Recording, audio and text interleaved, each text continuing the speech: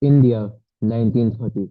The land smells of sweat, hunger, and salt. A nation of millions is shackled by a law so cruel that even the sea's salt cannot be touched without the crown's permission. Imagine this. Mothers boiling water to flavor food, and yet the salt in their own pots belong not to them, but to an empire thousands of miles away. But something is stirring. The people are restless, and the march begins. Led by a man with no weapons, only faith. This is the story of the Salt March. My friends, we marched not for salt alone, but for dignity. The salt tax is small in the eyes of the British, but heavy on the shoulders of the poor. Why salt? Because salt in every meal, in every home. It belongs to the farmer, the laborer, the mother cooking for her child. When we pick it up from the sea, we are saying, India belongs to Indians, and we shall break chains, not by shedding blood, but by showing the world that truth is stronger than violence. Bapu, with respect, words are not enough. Do you not hear the cries of our youth? Bhagat Singh gave his life in a hail of bullets, not with quiet prayers. The British do not understand silence, they understand fear. Only when the rulers tremble before our fire will they leave our soil. How many years must we wait? How many sacrifices must we watch in vain? I say the time for peace is over. The time for action is now. And what action will feed my children, Raj? My husband left for the Bombay mills. I sell grain by the handful. Each day I must choose between salt and rice. Salt, which the sea gives freely, is priced beyond my reach because of the law. Violence may shake the streets, but it also leaves widows and orphans. I ask you both, what kind of freedom will it be if mothers cannot keep their children alive? I hear both of you, and my heart is torn. Raj, your fire awakens me. Gandhiji, your calm steadies me. One road promises quick victory through courage of arms. The other asks for patience and suffering without retaliation. I am young. I want to fight, but I fear what fighting may destroy.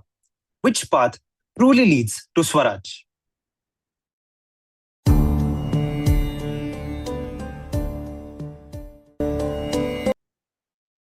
Well, well, the famous Gandhi walking barefoot to the sea. Do you really believe a pinch of salt can shake the mighty British Empire? You are fool, every one of you.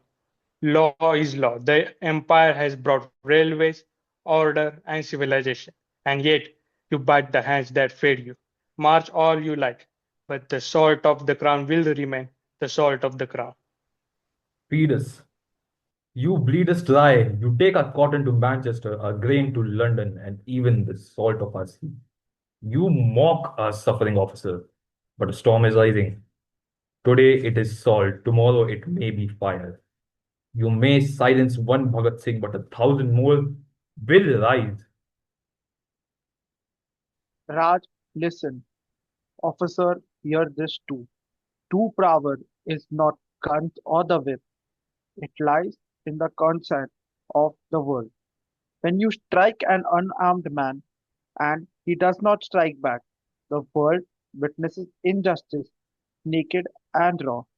The shame is heavier than bullets. This is why we march, because history bows not to cruelty but to truth. Truth. Truth is written by the victorious. Gandhi, the crown is discipline, order, and law. Disobedience will only bring you pain. Discipline? Is hunger discipline? Is forcing a mother to choose between bread and salt your order? My son coughs up blood from hunger, and you call it law? No law that breaks the back of a poor woman can be just. The sea gives us salt, and I will not. beg for what's mine. Officer, perhaps you do not fear Gandhiji, but you fear us, the ordinary people. For when we realize that we are stronger than our fear, your empire will crumble, not with swords, but with the will of millions refusing to obey. Still, I say patience is weakness.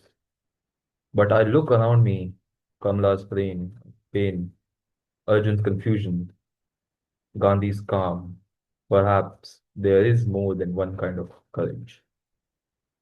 And so the march moved on, step by step, voice by voice. Men, women, and children all joined. With each mile, the crown's law grew smaller, and the people's voice and will grew stronger. The salt of the earth was marching home. At last, they arrived at the sea. The waves broke gently, but the silence was thunderous. The world was watching. Would a handful of salt change the fate of a great empire? Here it is, salt, simple, pure, and ours. With this act, we can lift not just salt, but the spirit of a nation. Let the world see. China cannot change truth. Perhaps I was wrong to think only fire could set us free. Perhaps courage means standing still while the sticks come down. Babu, your way is hard, but maybe it is the harder part that wins in the end. And freedom is not only courts or prisons, but in homes where mothers cook without fear.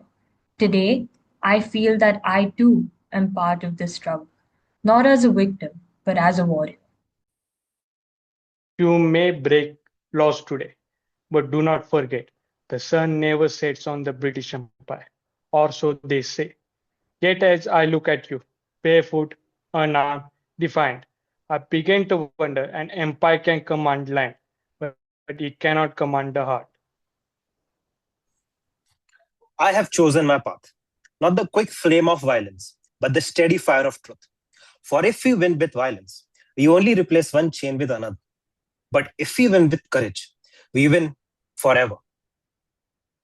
And so, with a grain of salt, an ocean of courage was stirred. History was not written only by kings or officers, but by ordinary men and women like Raj, Kamala, Arjun, and you. The salt may dissolve, but the taste of freedom remains eternal.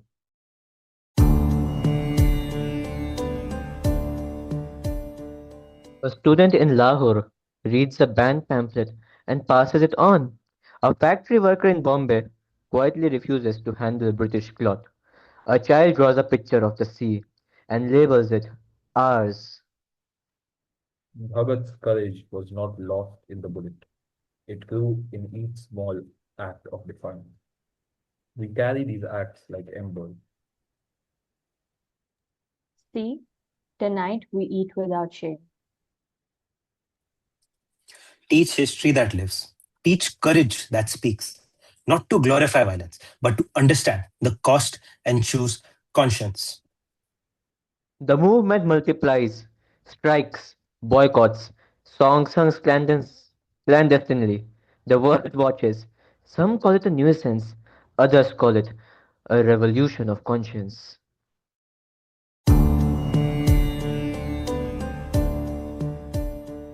The cost of policing conscience are high. Men in distant counties question the crown's morality. Dispatches speaks of riots, of sympathy of the marches. What is the law that the world condemns? Law changes when they lose the support of conscience. A law that binds what nature gives is brittle. A people who cherish truth will keep bending until it breaks. I swore to uphold order, but I do not accept the order would look so lonely. Order without food for the poor is not order. It is a ledger of cruelty. We do not seek to topple, we seek to reclaim dignity. That is our aim. I once thought only flames could cause change. Now I see patience is its own force, slower but maybe more lasting. We will be judged by history, not as winners of a battle, but by those we lived when the battle ends.